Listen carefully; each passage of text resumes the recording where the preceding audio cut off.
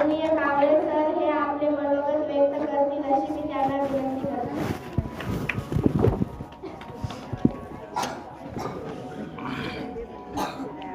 रयतेचे राजे शिवाजी महाराज, आरक्षणाचे जनक शाहू महाराज, शिक्षणाचे आपल्याला प्रवाहात आणणारे महात्मा फुले, सावित्रीबाई फुले, डॉक्टर बाबासाहेब आंबेडकर, सेवालाल महाराज, बिरसा मुंडा यांच्या प्रतिमेला मी प्रथम अभिवादन करतो.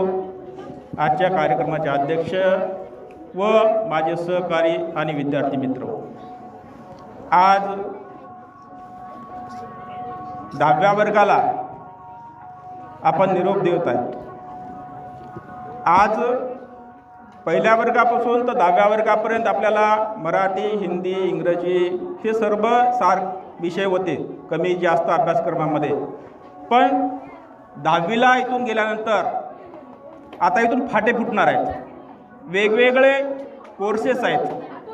मग तुम्ही मेडिकल कोर्सला जाऊ शकता, त्यानंतर इंजिनिअरिंगला जाऊ शकता. आपण हल्ली आज बघत असताना मोठ्या प्रमाणामध्ये करिअर हे आज मोठा आज डोक्यात फॅड असल्यासारखं आहे. करिअर आपण काय म्हणतो? करिअरमध्ये आपण ध्येय निश्चित केलं पाहिजे. करिअर करत असताना ध्येय निश्चित केलं पाहिजे. 10वीच्या नंतर आपण ध्येय जे आहे हे निश्चित करत असताना आपल्याला क्षमता, आपली आवड, आपलं कौशल्य हे अगोदर आपण ओळखून घेतलं पाहिजे. नाही तर करिअरमध्ये आपण काय म्हणतो की करिअर करायचा, पण त्याची दिशा आपल्याला दिशा माहीत नसते.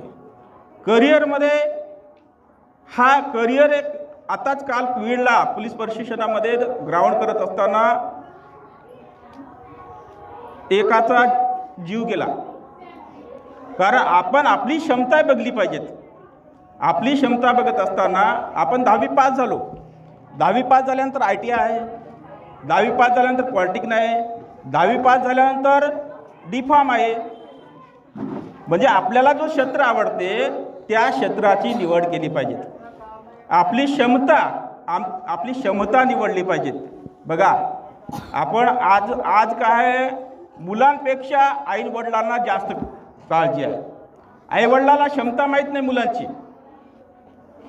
बघा, सर्कसमध्ये दाखवत असताना सर्कस वाघ आणि सिंहाचा प्रयोग दाखवत असतात.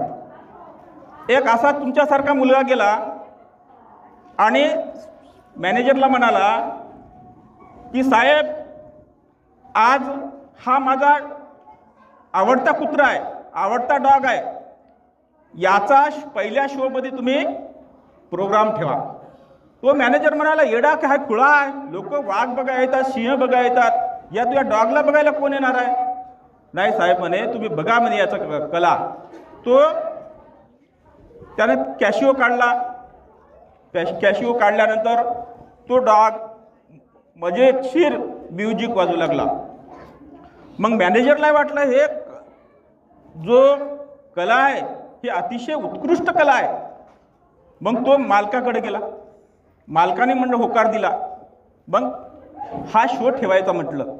शो ठेवत असताना जसं शो तिथं बोलत असताना चर्चा करत असतानाच त्या पिल्याची आई आली आणि त्या कॅशिओला फेकून दिली. पटकन तोंडामध्ये त्या पिल्याला घेतली आणि त्या पिल्याला घेऊन निघून आली. मॅनेजर म्हणाला की असं कसं काय, हे असं कसं काय झालं? तो मुलगा म्हणायला, ये इसकी माँ इसको डॉक्टर बनाना चाहती है, मगर इसकी क्षमता क्या है? कला. म्हणजे म्हणायचं तात्पर्य काय, आई वडिलाला काय वाटते, आपल्या डॉक्टर झालं पाहिजे, इंजिनियर झालं पाहिजे, पण मुलाची क्षमता कशामध्ये आहे? कॅशिओ वाजवणे, कलेमध्ये, याच्यामध्ये आवड त्याची जी आहे ही आवड आहे. म्हणून आपण आपल्याला जी आवड आहे, ज्या क्षेत्रामध्ये आपण जाऊ शकतो, कारण सर्वात महत्त्व कौशल्यसुद्धा महत्त्वाचं आहे, तेवढ्याच प्रमाणामध्ये कौशल्यसुद्धा महत्त्वाचं आहे. म्हणून आपली आवड जी आहे ही आवड त्याच्यातली ओळखली पाहिजे. बघा, आपली जर आवड नसेल तर आपण काही करू शकणार नाही. फुटबॉल एक गरीब विद्यार्थी होता, गरीब कुटुंबातला विद्यार्थी होता आणि तो त्यांच्याकडे पैसे वगैरे काही नव्हते, चप्पलचं दुकान होतं आणि तो मोठ्या प्रमाणामध्ये त्यांना आवड होती की फुटबॉल खेळावं आपण. आणि त्यानं आपले कपडे, चिंध्या हे सर्व घेऊन काय केलं, त्याचा फुटबॉल बनवला आणि फुटबॉल बनवून त्यानं प्रॅक्टिस केली. कारण त्याच्यात जिद्द होती. त्याला काय वाटलं, आपण शिकण्यामुळं आपण काही करू शकत नाही, पण याच्यामध्ये कॅरियर करू शकतो, याच्यावर करिअर करू शकतो. मग त्यानं काय केलं, प्रॅक्टिस केली आणि तो जागतिक लेवलला फुटबॉलपट्टू म्हणून पेले नावाचा फुटबॉलपट्टू हा कशामुळे झाला, फक्त जिद्दीमुळे झाला. जिद्द आपल्याला असली पाहिजे. आपण काय करायचं, अनेक क्षेत्र आहेत, आपण सर्व क्षेत्रामध्ये परिपूर्ण राहू शकत नाही. प्रत्येक जण प्रत्येक क्षेत्रामध्ये परिपूर्ण राहू शकत नाही. समजा मी विज्ञान शिकवतो, मी हिंदी शिकवू शकत नाही, मराठी शिकवू शकत नाही. म्हणून ज्याची त्याची आवडनुसार आपण त्या क्षेत्रामध्ये गेलं पाहिजे. बघा, सर्वांना माहीत आहे की चंद्रावर कोण गेलं, चंद्रावर कोण गेलं, नील आर्मस्ट्रॉंग. हे सर्वांना माहीत आहे चंद्रावर गेल्या म्हणून. पण चंद्रावर गेल्यानंतर त्याचं नाव झालं, हे कशामुळे नाव झालं, जिद्दीमुळे झालं. कारण नील आर्मस्ट्रॉंग हा चंद्रावर गेला हे माहीत आहे की नाही, हे माहीत आहे नील. पण त्याचं नाव कसं झालं हे माहीत आहे का, हा यानामध्ये चंद्रावर गेले असता तिघं लोक गेले, आणि तिघामध्ये पहिल्याला सूचना दिली की गो मधून पृथ्वीवरून यानाला हाताळणारे शास्त्रज्ञ होते, पृथ्वीवर यानाला हाताळणारे शास्त्रज्ञ होते. या शास्त्रज्ञांना पहिल्या व्यक्तीला काय दिलं, ऑर्डर दिली गो. तो काय केला, थोडा वेळ विचार केला की मी उतरलो इथं, पहिल्यांदा आतापर्यंत कोणीच इथं उतरलं नाही. जर आता मी इथं उतरलो तर माझा जीव जाऊ शकते, माझं कसं होईल, माझ्या लेकराबाळाचं कसं होईल. मग खालच्या बसलेल्या शास्त्रज्ञांना त्यांच्या लक्षात आलं की यानं काय निर्णय घेण्यात झाला. एका क्षणामध्ये नेक्स्ट गो म्हटलं. नेक्स्ट गो म्हटलं की लागलीच नील आर्मस्ट्रॉंगनं लागलीच कशाचा विचार न करता जमिनीवर पाऊल ठेवलं. म्हणजे त्याची निर्णय क्षमता ही नाव कशामुळे झालं, याच्यामुळे झालं. म्हणजे निर्णय क्षमता सुद्धा आपली असली पाहिजे. आपण काय करायचं, कधी काय करायचं, हे निर्णय क्षमता सुद्धा आपली याच्यामध्ये असली पाहिजे. तेव्हाच आपण हे जिंकू शकतो, हे करू शकतो. अन्यथा आपण कोणती गोष्ट करू शकत नाही. म्हणून आपल्या जीवनामध्ये 10वा वर्ग झाल्यानंतर आपण प्रत्येक गोष्ट करत असताना आपण क्षमता बघली पाहिजे, आवड बघली पाहिजे आणि कौशल्य सुद्धा बघितलं पाहिजे. नाही तर आपल्याला काही जमतच नाही, आपण त्याच्यात गेलो तर मागे यावं लागेल. म्हणजे मागे न येता मागे आलो नाही पाहिजेत, याचं आपण दक्षता घेतली पाहिजे. बघा, कोंढाणा किल्ला जिंकला. कोंढाणा किल्ला जिंकण्याचं कारण काय बरं, कारण जेव्हा तानाजी दह्यातीर्थी पडला तेव्हा सूर्याजीनं काय केलं की जे दोरानं आले होते ते दोर अगोदर कापून टाकले आणि त्याने काय म्हटलं, मरा किंवा जिंका किंवा मरा. तेव्हा क्षणाचा विचार न करता तिथल्या सैनिकानं काय केलं की आता मरावं लागते नाही तर जिंकावं लागते. मग त्यामुळं कोंढाणा किल्ला आपण जिंकला गेलो. म्हणजे कशामुळे जिंकला गेलो, तेव्हाच्या तेव्हा ते माघारी फिरले नाही किंवा हार मानले नाही. म्हणजे क्षमता, निर्णय, हे निर्णय तेव्हाच घेतला. म्हणून आपल्या जीवनामध्ये सुद्धा आपण निर्णय घेतला पाहिजे, तरच आपण उंच शिखरावर जाऊ शकतो. आणि जात असताना सुद्धा आपण आपलं जे कोणतंही काम करत असताना तेवढ्याच प्रमाणामध्ये इमानदारीनं काम केलं पाहिजे. बेईमानी आपल्या अंगात असली नाही पाहिजेत. तरच आपण भविष्यामध्ये चांगल्या प्रकारे उच्च पदावर जाऊ शकतो. अन्यथा आपण गेलो तरी बघा, आम्ही नोकरीला लागलो, आम्ही असे सहज लागलो, पण आजचं जीवन, आजचं काळ सहज नोकरीला लागायचं नाही. आम्ही ओळखीनं लागलो, लगेनं लागलो, कसं लागलो, मागला काळ गेला. पण आजचा काळ जरी डी.एड झालं, जरी बी.एड झालं, तरी त्याला CTET द्यावा लागणार आहे, पोर्टलहून द्यावा लागणार आहे, परीक्षा द्याव्या लागणार आहे. तर हे म्हणजे एका विद्यार्थ्यासाठी हजारो विद्यार्थी आले, तर एक जागा असेल तर 10-10, 20-20 हजारो विद्यार्थी आले. तर म्हणून आपण तेवढ्या पद्धतीनं त्या याच्यामध्ये प्रवासामध्ये जात असताना, आपण स्पर्धेमध्ये जात असताना तेवढ्याच पद्धतीनं तयारी केली पाहिजे. प्रत्येक आपण केलो तर होणार नाही, एकाच याच्यामध्ये तयारी करणं आवश्यक आहे. बघा, आपल्या पेनगंगा अभयारण्य आहे आणि पेनगंगा अभयारण्यामध्ये ससा आणि कासव, आपण ससा आणि कासवाची गोष्ट ऐकली असेल, पण पुढची गोष्ट सांगतो जराशी मी तुम्हाला. ससा आणि कासवाची शर्यत लागली, ससा आणि कासवाची शर्यत लागली. ससा आणि कासव निघाले. कुठून निघाले? आपल्या बागाईहून निघाले. ससा आणि पेनगंगा अभयारण्याच्या बागाईहून ससा आणि कासव शर्यतीमध्ये निघाले आणि धैलीच्या मारुतीला त्याला जायचं होतं. मग ससा हा चपळ प्राणी आहे. ससा काय केला? माझं काय म्हणला, मी येरीच जातो. आणि ससा गेला पुढे आणि मागे फिरून बघला, तर सशाला असं वाटलं, हे कासव कधी येणार आहे, आपण तो पण जरासा आराम करा. कासवाने काय केलं? झाडाखाली, थंडगार झाडाखाली आराम केला. आणि आराम केल्यानंतर मग कासव हळूहळू निघून गेला. कासवाने तिथं शर्यत जिंकली. मग शर्यत जिंकल्यानंतर याचा सशाचा इगो हार्ट झाला. सशाला वाटलं आपण एवढे चपळ, एवढे हुशार, आणि आपल्याला कासवाने हरवलं. मग आणखी ससा गेला कासवाकडे. ससा आणखी कासवाकडे गेला आणि ससा काय म्हणायला कासवाला, पुन्हा आपण शर्यत लावतो. कासव म्हणाला, अरे येडा की खुळा तू, आता सर्कस हे आपण स्पर्धा जिंकली, आता डबल कशाला स्पर्धा लावतो. मग पुन्हा नाही म्हणे, स्पर्धा लावायची म्हणे आपल्याला एक वेळेस आहे. ठीक आहे म्हणे. कासव काय म्हटला, ठीक आहे आपण स्पर्धा लावतो. पुन्हा स्पर्धा काय झाली, वाघाईपासून पुन्हा दैलीच्या मारुतीपर्यंत सुरू झाली. मग त्या याच्यामध्ये काय झाला, ससा जिंकला. ससाला अगोदरची ठेस लागली होती. ससा काय केला, जिंकला. ससा गेला आणि स्पर्धा जिंकली. इथंही गोष्ट संपली नाही आपली. मग आणि पुन्हा काय म्हणाला कासव, आता आपण डबल स्पर्धा लावतो. ही काय आपली स्पर्धा बरोबर झाली नाही, कारण तू चपळ प्राणी आहेस आणि मला काय तेवढं पळता येत नाही.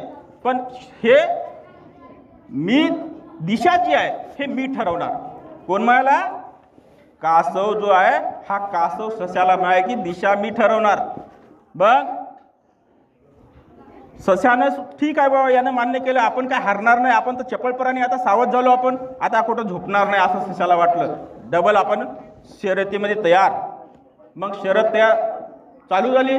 मग कासवानं आत टाकली की आपली शर्यत कुठून होईल, की दराटीहून बेल्लोरी, आपला दैलीचा मारुती, दैलीच्या मारुतीहून बेल्लोरीला जायचं. ही कासवानं आत टाकली. मग कासव आणि ससा याची दराटीहून शर्यत सुरू झाली. ससा गेला, पळत गेला. पण गेल्यानंतर दैलीच्या मारुतीच्या तिथं नदी आडवी होती. तो तिथं थांबला आणि इथून पुन्हा कासव हळूहळू गेला. तिथं गेला, पुन्हा पुढे नदीतून बेल्लोरीच्या तीरावर गेला आणि पुन्हा वापस आला. मग कासव म्हणाला, मी आता शर्यत जिंकली. मग सशाला वाटलं की आता जर आपल्याला काही करायचं असेल तर याच्यासोबत दोस्ती केली पाहिजे, याच्यासोबत मैत्री केली पाहिजे. मग ससा म्हणाला, जिथं माळ येईल, जिथं डोंगर येईल त्या ठिकाणी मी तुला पाठीवर घेतो. आणि मग कासव म्हणाला, ससा म्हणाला कासवाला, जेव्हा पाणी येईल तू मला पाठीवर घे. आपली मैत्री झाली, आपली मैत्री करू.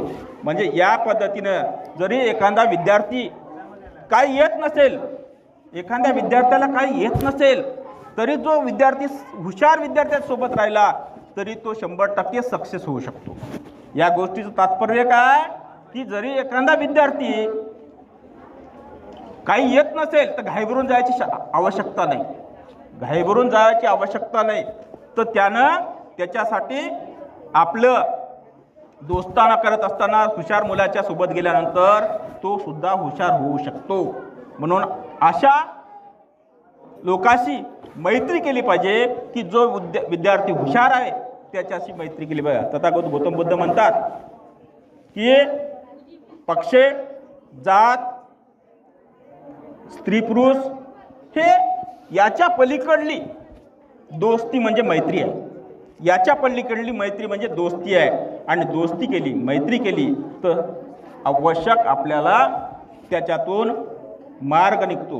बघा, एका व्यक्तीचं घर जळालं होतं आणि त्याच्या घरातलं सर्व जळालं. आणि सर्व जळाल्यानंतर सर्व लोकही आले, सर्व शेजारी पाजारी आले. सर्वजण काय विचारायले, घरातलं काय काय जळालं, घरातलं काय काय जळालं. प्रत्येक जण आलं, काय काय जळालं. काही जणाला वाटायला जळालं बरं झालं, काही जणाला वाटायला जळालं बरं झालं, हे लई शहाणपणा करत होता, जळालं बरं झालं. पण तो हातवळून गेला होता. आणि त्याच्यानंतर मित्राचं सगळं झाल्यानंतर त्याचा मित्र आला आणि मित्र काय म्हणाला, ठीक आहे सगळं जळू दे, ठीक आहे सर्व जळू दे, पण तू वाचला हे महत्वाचं आहे. आपण हे घर बांधूत, आपण हे साहित्य घेऊत, हे सर्व घेऊत, हा खरा मित्र असतो. म्हणजे धीर जे आहे हे धीर देते. म्हणून आपण सुद्धा आपल्या जीवनामध्ये हा संघर्ष करत असताना तेवढ्याच प्रमाणामध्ये मित्र सुद्धा जपला पाहिजे. जर मित्र जपला नाही, आपण एकाग्र राहिलो, तर संकट जेव्हा आलं तेव्हा आपल्यावर कोणी धावून येत नाही. म्हणून विद्यार्थी जीवनापासूनच प्रत्येक गोष्टीचा आपण सर्वे केला पाहिजे की आपल्यासाठी कोण काय करते, आपल्यासाठी कोण काय करत नाही, याचा सुद्धा सर्वे करणं आवश्यक आहे. आणि त्या दिशेनं आपण पाऊल टाकणं आवश्यक आहे. त्याच वेळेस आपण जीवनामध्ये यशस्वी होऊ शकतो. बघा, 10व्या वर्षी एका मुलानं कॅम्प्युटरमध्ये गेम केला. कॅम्प्युटरमध्ये आता सर्व विद्यार्थ्याला माहीत आहे कॅम्प्युटरमध्ये काय काय, मोबाईलमध्ये काय काय. इलॉन मस्क नावाचा जो विद्यार्थी होता, इलॉन मस्क नावाचा विद्यार्थी, त्यानं 10व्या वर्षी कॅम्प्युटरमध्ये त्याला आवड निर्माण झाली आणि त्यानं 12व्या वर्षी एक गेम केला आणि तो गेम $500 विकला. तो गेम जो आहे $500 विकला. इलॉन मस्क नावाचा विद्यार्थी जो आहे त्याचे वडील पायलट होते आणि यांनी आज बघत असताना 2025मध्ये त्याला जागतिक लेवलमध्ये श्रीमंत घोषित केलं. टेस्ला नावात कंपनी आहे, टेस्ला नावाची कंपनी, याचा तो CEO आहे, याचा तो मालक आहे. म्हणजे आपली जिद्द जी आहे, आपलं ध्येय जे आहे, हे ध्येय ठेवलं पाहिजे, तरच आपण विकास मोठ्या पदावर सुद्धा जाऊ शकतो. आणि जीवनसुद्धा, कारण आपल्याला महापुरुषाचे जे विचार आहेत, हे महापुरुषाचे विचार आपण ऐकले किंवा आपण आत्मसात केले तर आपण त्याच्यावरून बोध घेऊ शकतो. आणि कौशल्य, निवड, क्षमता, वेगवेगळ्या स्पर्धेमध्ये जाऊ शकतो, कलेक्टरसुद्धा होऊ शकतो. म्हणून आपण इथून जात असताना वेगवेगळ्या क्षेत्रामध्ये जातो. त्या वेगवेगळ्या क्षेत्रामध्ये जात असताना आपल्याला काही जणाला वाटते मला इंग्रजी येत नाही, मी काय करू, घाईवरून जायची गरज आहे का, मला गणित येत नाही, मी काय करू, मला मराठी येत नाही, मी काय करू, मला हिंदी येत नाही, मी काय करू, मला विज्ञान येत नाही, मी काय करू.